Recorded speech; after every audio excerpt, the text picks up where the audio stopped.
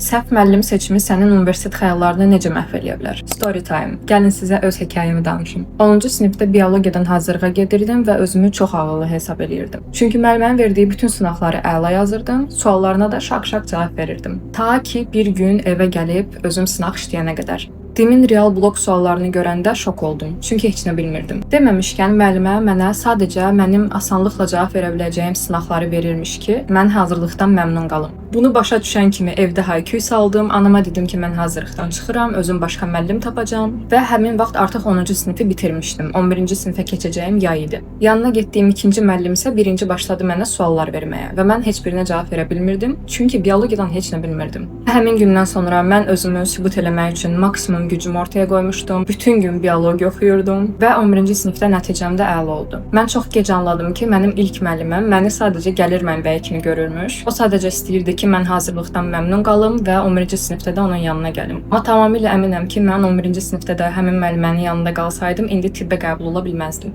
Ona görə də vaxtında səhv müəllimin yanında olduğunu anlamaq çox önəmlidir. İmtahan ilində düzgün müəllim seçimi hər şeydir. Biz numara kursunda məhz bunun üstündə dayanırıq. Komandamızdakı müəllimlər heç vaxt şagirdlərə yalandan ümid vermirlər. Şagirdi real imtahana hazırlaşdırırlar. Bizdə şagirdə sadəcə gəlir mənbəyi kimi baxılmır. Əgər sən də vaxtını və gələcəyini risk atmaq istəmirsənsə, doğru ünvandasan. Dərslərimizə qoşulmaq üçün bizə yaza bilərsən.